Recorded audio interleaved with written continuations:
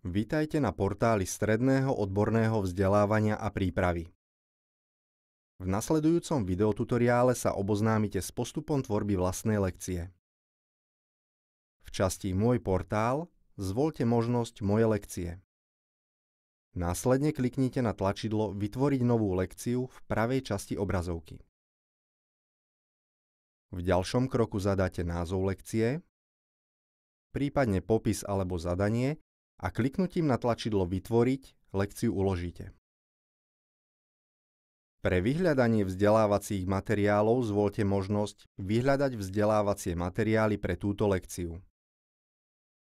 Každý vzdelávací materiál zobrazený v ľavej časti hlavného okna môžete do lekcie vložiť presunutím myšou alebo kliknutím na tlačidlo Pridať. Po vložení všetkých materiálov do lekcie kliknite na tlačidlo Uložiť. Kliknutím na voľbu Upraviť lekciu máte možnosť zahrnúť do lekcie okrem vzdelávacích materiálov umiestnených na portáli aj vlastné materiály a tiež odkazy na webové stránky. Zdroje obsahu môžete v rámci jednej lekcie ľubovoľne kombinovať.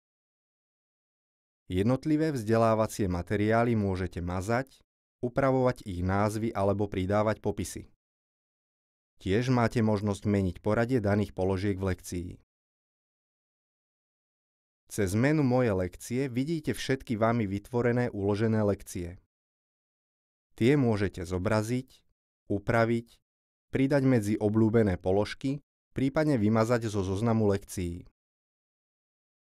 Tak ako pedagóg, tak i žiak dostáva priestor na tvorbu vlastných lekcií. Spôsob prihlásenia, tvorba lekcií a ostatné funkcionality sú identické s postupom uvedeným pre pedagóga.